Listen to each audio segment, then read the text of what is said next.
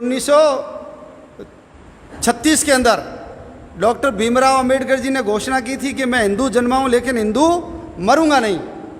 और जब ये बात सारे मुल्ला मौलवियों को, पादरियों को पता लगी तो वो सब उनके पीछे लगे। क्यों? क्योंकि मुसलमान चाहते थे कि ये मुसलमान बन जाए तो इनके जितने अनुयायी वो सब क्या बन जाएंगे? मुसलमान बन जाएंगे। उस समय देश में 18 करोड़, देश के अंदर 8 करोड़ SC और ST के लोग थे। और ऐसे ईसाई चाहते थे कि ये ईसाई बन जाए। यदि ये ईसाई बनेंगे तो इनके सारे अनुयायी क्या बन जाएंगे? ईसाई बन जाएंगे। इसलिए उन्होंने सबने प्रयास आरंभ किया। जिन्ना से मिलने भी गए अंबेडकर जी, और अंबेडकर जी ने जिन्ना को पूछा कि आप मेरे को मुसलमान बनने का कह रहे हो, मैं मुसलमान क्यों बनूं? तो जिन्ना ने उनको क्या बोला? जिन्ना ने कहा कि हमारे यहाँ हिंदुओं की तरह जाति नहीं है, हम सब लोग एक हैं, हम सब लोग मुसलमान हैं। तो अंबेडकर जी तो महाविद्वान व्यक्ति थे। उन्होंने कहा कि यदि आपके यहाँ जाति व्यवस्था नहीं है तो फिर शिया सुन्नी क्या है, फिर मुकल्लिद और गैर मुकल्लिद क्या है, फिर हनफी क्या है, देवबंदी क्या है, बरेलवी क्या है, हयाती क्या है, ममाती क्या है, अहमदिया क्या है, खोजे क्या है, बोहरे क्या है, शेख, सैयद, मुगल, पठान, तुर्क, खिलजी, सिंधी, कुरैशी, अंसारी, भिस्ती, कसाई, तेली, घोसी, जुलाहा, बारह टोपी और ये कल्लर और भैया, ये क्या है? तो अंबेडकर जिन्ना को समझ में आ गया कि इस व्यक्ति को नॉलेज है। और तुम सब कहते हो कि हम मुसलमान सब एक हैं, तो फिर तुम्हारे इतने सारे ज़्यादा देश क्यों? तुमको एक ही देश बना लेना चाहिए। और क्यों तुम ये जो इराक और ईरान है, ये दोनों मुसलमान देश होते हुए भी क्या कर रहे हैं? आपस में लड़ रहे हैं। तो एक तो हो ही नहीं तुम। और ये जो हैदराबाद का नवाब था उस्मान अली, उसने तो पूरा पिटारा खोल दिया था। अंबेडकर जी को कहा यदि आप मुसलमान बन जाते हो तो मैं, आप जितना पैसा चाहिए मैं आपको पैसा दे दूंगा, आपके गरीबी दूर करने का, बाहर भेजने का, पढ़ाई करवाने का, विदेश में भेज करके सारा करूंगा। लेकिन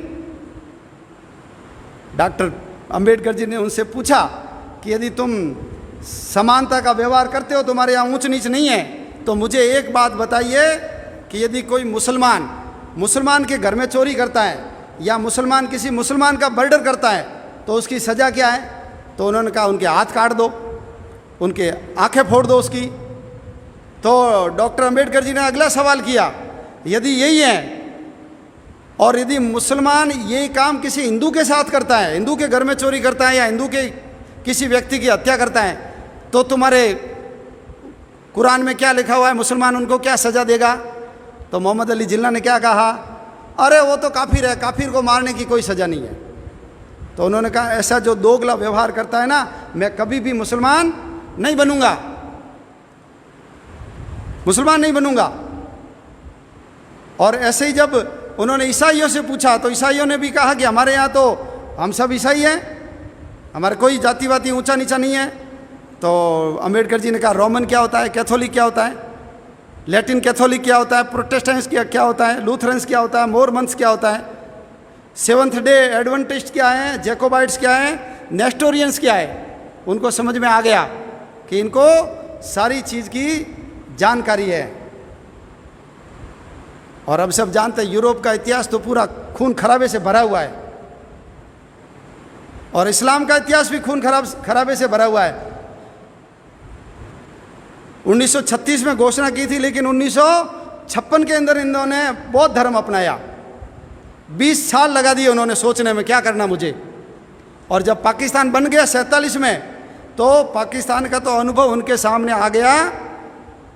उन सबको पता लग गया कि जितने SC और ST के लोग पाकिस्तान में रहे थे, उन सब के साथ मुसलमानों ने दुर्व्यवहार किया, उनको मारा, उनका बलात्कार किया, उनको जबरन उनका धर्मांतरण करवाया। और जो देश के विभाजन के बाद उस समय देश में 2 दलित बड़े नेता थे, एक तो डॉक्टर अंबेडकर जी और एक योगेंद्र नाथ जी मंडल। तो अंबेडकर जी भारत में रहे, लेकिन योगेंद्र नाथ मंडल कहाँ गए? वो पाकिस्तान, जिसको आज बांग्लादेश कहते हैं, पूर्वी पाकिस्तान, उसमें चले गए। इनको मना किया था कि आप वहाँ मत जाइए, लेकिन उसने कहा नहीं, मैं वहाँ जाकर के वहाँ के दलितों की स्थिति सुधारूंगा। और अंबेडकर जी यहाँ विधि मंत्री बने और वो वहाँ विधि मंत्री बने, लेकिन 1.5 साल में योगेंद्र नाथ जी मंडल को पता लग गया कि ये किस प्रकार के लोग हैं, उनका जीना आराम हो गया और वो बांग्लादेश से यानी पूर्वी पाकिस्तान से भाग करके वापस बंगाल के अंदर आए। भारत में आकर के उनको शरण लेनी पड़ी और उनका पूरा जीवन किस में लगा, उनका पूरा जीवन गुमनामी के अंदर कट गया। आज भारत में रहने के कारण डॉक्टर अंबेडकर जी का इतना बड़ा स्थान हो गया। तो अंबेडकर जी ने कहा था, जिसकी जड़ें विदेशों से जुड़ी हुई है उसमें मैं कभी भी नहीं जाऊंगा। बौद्ध धर्म तो हिंदू धर्म का ही अंग है। ये जो हमारी धर्मधारा चल रही है हिंदुत्व की, उस हिंदुत्व की धर्मधाराओं में से जितने पंथ संप्रदाय निकले हैं उनमें से ये एक पंथ बौद्ध धर्म है। और यदि वो बौद्ध बन जाता तो क्या फर्क आ जाता, वही नाम रहते हैं हमारे जैसे, वही पूजा पद्धति, वही दीपक, वही चावल, वही मौली, वही अगरबत्ती, वही माला, वही फूल, वही टंकोरी, वही आरती, कोई फर्क नहीं पड़ता बुद्ध बनने से। और हमने तो हमारे जो अवतार हुए हैं उनमें से भगवान बुद्ध को क्या माना है, अवतार माना है। तो अंबेडकर जी का बहुत बड़ा योगदान है। यदि उस समय अंबेडकर जी मुसलमान या ईसाई बन जाते, उन्होंने कहा भी था, यदि मैं ईसाई बन गया तो मेरे ऊपर अंग्रेजों का एजेंट हूँ ऐसा आरोप लगेगा, इसलिए मैं अंग्रेजों का एजेंट नहीं बनना चाहता। और यदि मुसलमान बन जाऊंगा तो इन्होंने जैसे देश का विभाजन कराया है ये फिर मेरे अनुयायी देश का विभाजन करेंगे, इसलिए मैं मुसलमान ईसाई नहीं बनूंगा, बौद्ध बनूंगा।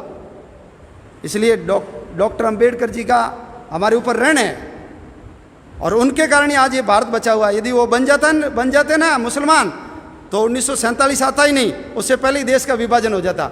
और ये अभी जितनी ज़मीन गई ना उससे ज़्यादा ज़मीन हमारे हाथ से चली जाती। और ये सारे जितने हमारे दलित बंधु हैं ये सारे आज मुसलमान बन करके हिंदुओं के खून के प्यासे बन जाते हैं। तो ये बहुत बड़ा पाप होने से रोकने का काम यदि किसी ने किया है तो ये डॉक्टर भीमराव अंबेडकर जी ने किया है, इसलिए हम सब लोग उनके ऋणी हैं। अशोक जी सिंघल ने कहा है हम सब लोगों को इन लोगों के चरण छूने चाहिए। क्यों?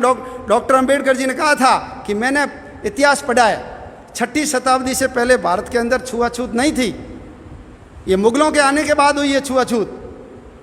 हाँ, अपवित्रता जरूर थी लेकिन अस्पृश्यता नहीं थी। और यदि वो बन जाते तो आज हमारी भूमि भी कम हो जाती, हमारी जनसंख्या भी कम हो जाती।